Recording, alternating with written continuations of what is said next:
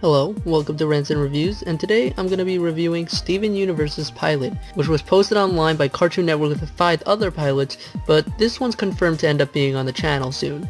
It's created by Rebecca Sugar, who apparently was a writer on Adventure Time, but quit to create this, and I'm not surprised by that, and you'll see why. Now, if you didn't see this yet, it's a show about a boy named Steven who's a part of a group called the Crystal Gems, and just like Steven says, they save the world like all the time. And that's exactly what they do when an electric skull attacks and Steven has to save the day. I'd like to say more, but I'll mention more of that later in my opinion of the show.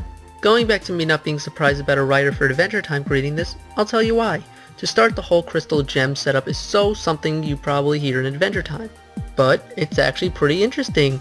So much so that one of the characters talks about living in a crystal palace in the beginning of the pilot. I'd really like them to show us this crystal palace when the first episode airs, because so far the world they live in is pretty interesting, but it still does have that Adventure Time feel to it.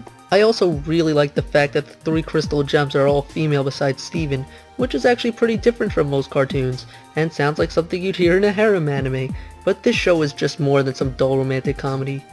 Steven is actually a hyperactive kid who just wants to get into the action, but he apparently can't because he doesn't have any powers in his gem yet, which is unique and makes sense since he only seems to be a child.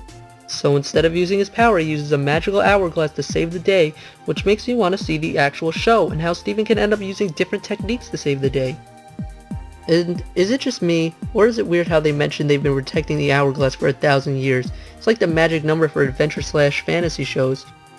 Reminds me of a show you all may know that does this countless times.